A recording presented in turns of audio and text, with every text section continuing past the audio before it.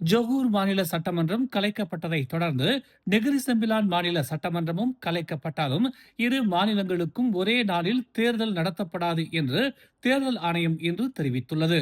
ஜொகூரில் ஜூலை 11ஆம் தேதி மாநில சட்டமன்ற தேர்தல் நடத்தப்படும் என்றும், நெகிரி செம்பிலானில் ஆகஸ்ட் 1ஆம் தேதி தேர்தல் நடத்தப்படும் என்றும் தேர்தல் ஆணையம் இன்று அதிகாரப்பூர்வமாக அறிவித்துள்ளது. வரும் ஜூன் 27ஆம் தேதி ஜொகூர் மாநில தேர்தலுக்கான வேட்புமனு தாக்கல் செய்யப்படும். ஜூலை 18ஆம் தேதி நெகிரி செம்பிலான் மாநில தேர்தலுக்கான வேட்புமனு தாக்கல் செய்யப்படும் என்று தேர்தல் ஆணையம் அறிவித்துள்ளது. ஜொகூரில் 1140 தேர்தல் வாக்குச்சாவடிகளும், நெகிரி செம்பிலானில் 439 தேர்தல் வாக்குச்சாவடிகளும் அமைக்கப்படும் என்றும் தெரிவிக்கப்பட்டுள்ளது. ஜொகூர் மாநில சட்டமன்ற தேர்தலை நடத்த 86.8 மில்லியனும், நெகிரி செம்பிலானில் 80.6 மில்லியனும் என மொத்தம் 167.4 மில்லியன் ரிங்கிட் நிதி ஒதுக்கப்படுவதாக தேர்தல் ஆணையம் தெரிவித்துள்ளது. ஜொகூரில் 42,971 அதிகாரிகளும், நெகிரி செம்பிலானில் 15,344 தேர்தல் அதிகாரிகளும் நியமிக்கப்பட்டுள்ளதாக தேர்தல் ஆணையம் தெரிவித்துள்ளது. இடைநிலை பள்ளி மற்றும் உயர்கல்வி மாணவர்களுக்கான 100 ரிங்கிட் மதிப்புள்ள புக்கு மடானி வவுச்சர் திட்டம் ஜூலை மாதம் நாடு முழுவதும் அறிமுகப்படுத்தப்படும் என்று எதிர்பார்க்கப்படுவதாக கல்வித்துறை துணை அமைச்சர் ஓங்காவோ தெரிவித்துள்ளார். 210 மில்லியன் ரிங்கிட் ஒதுக்கீட்டில் இந்த திட்டம் 20,87,143 மாணவர்களுக்கு பயனளிக்கும் என்று அவர் கூறினார். இதன் மூலம் கல்வி அமைச்சின் கீழ் 1ஆம் படிவம் முதல் ஒவ்வொரு மாணவரும் 6ஆம் படிவம் மெட்ரிகுலேஷன் கல்லூரிகள் மற்றும் ஆசிரியர் கல்வி நிறுவனங்களில் பயிலும் மாணவர்கள் உட்பட தலா 100 ரிங்கிட்டை பெறுவார்கள். இந்த வவுச்சர்கள் அமைச்சின் கீழ் உள்ள பெர் படானான் கோத்தா புக்கு நிர்வகிக்கும் ஒரு ஆன்லைன் தளம் மூலம் டிஜிட்டல் முறையில் விநியோகிக்கப்படும் என்று செய்தியாளர்கள் மத்தியில் இதனை தெரிவித்தார்.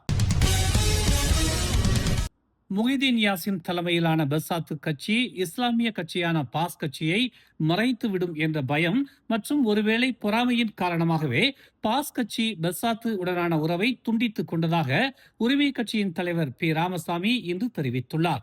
உறவை துண்டிக்காவிட்டால் பெசாத்துவின் செல்வாக்கு தொடர்ந்து வளர்ந்து பாஸ் கட்சியை மறைத்துவிடும் என்று அவர் கவலைப்படுவதாக ராமசாமி தெரிவித்தார்.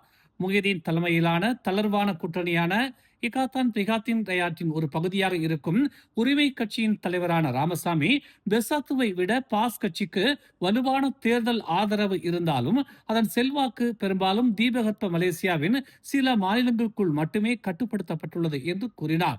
மறுபுறம் பெசாத்து கட்சிக்கு தேசிய அளவில் செல்வாக்கு உள்ளது என்றும் அவர் தெரிவித்தார்.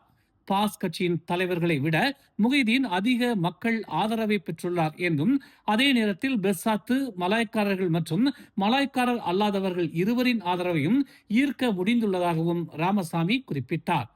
பாஸ் கட்சி பெசாத்து உடனான உறவை துண்டித்ததற்கான உண்மையான காரணம் பொறாமைதான் என்று தாம் நினைப்பதாக அவர் கூறினார். அடிப்படையில் பெசாத்துவின் வளர்ந்து வரும் செல்வாக்கை முளையிலேயே கிள்ளி எறிய வேண்டும் என்பதை பாஸ் கட்சி உறுதி செய்ய விரும்பியது என்று அவர் சுட்டிக்காட்டினார்.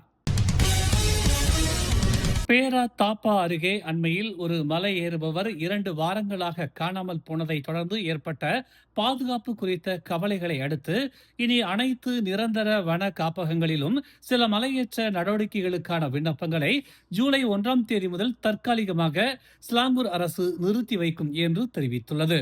ஸ்லாங்கூர் வனத்துறை மறு அறிவிப்பு வரும் வரை டிரான்ஸ் ஹைக்கிங் மற்றும் கம்ப்ரஸ் ஹைக்கிங் நடவடிக்கைகளுக்கான புதிய விண்ணப்பங்களை செயல்படுத்தாது என்று இன்று வெளியிடப்பட்ட ஒரு அறிக்கையில் தெரிவித்துள்ளது.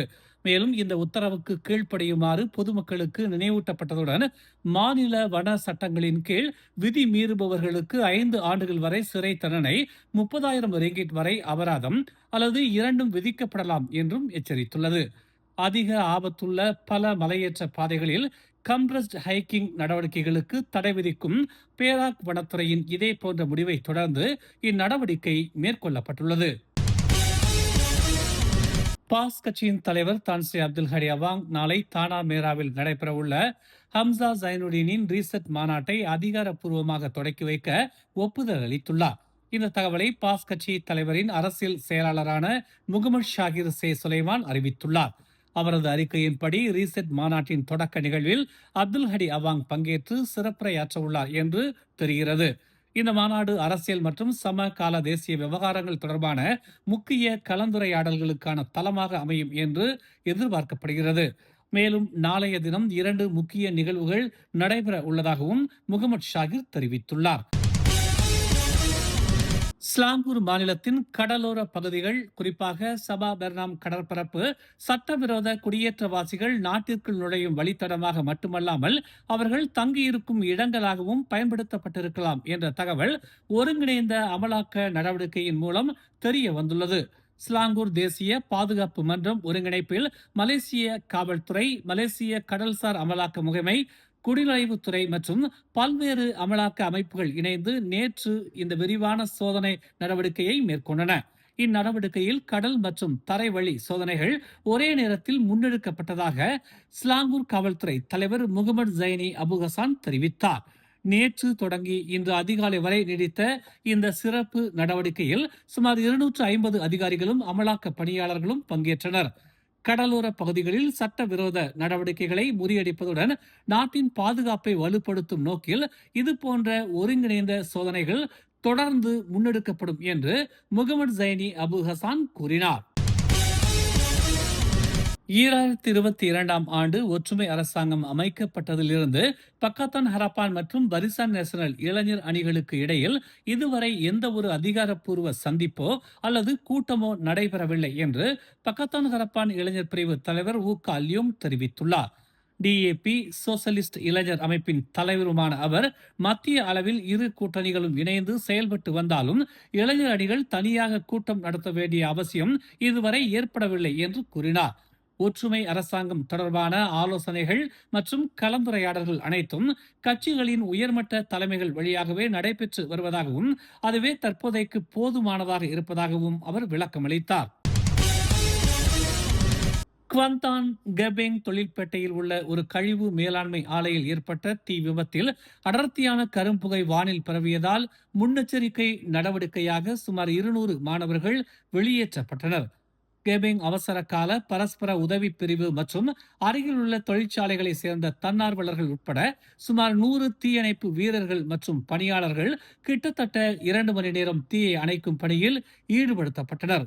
தீ உச்சத்தில் இருந்த போது காலை நேர நெரிசலில் அடர்த்தியான கரும்புகை வானில் பரவியது பரபரப்பை ஏற்படுத்தியது.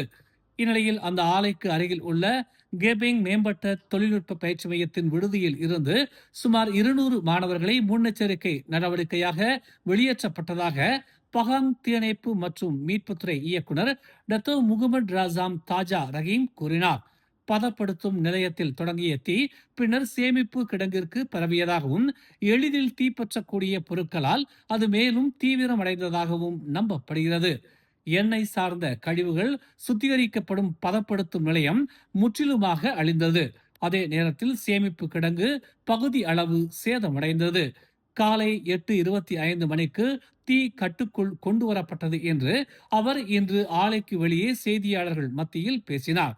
தீ விபத்து ஏற்பட்ட போது வளாகத்தில் ஒரு பாதுகாப்பு ஊழியர் மட்டுமே இருந்ததாலும் தொழிலாளர்கள் யாரும் இல்லாததாலும் எந்த உயிரிழப்பும் ஏற்படவில்லை என்றும் ரசாம் தெரிவித்தார்.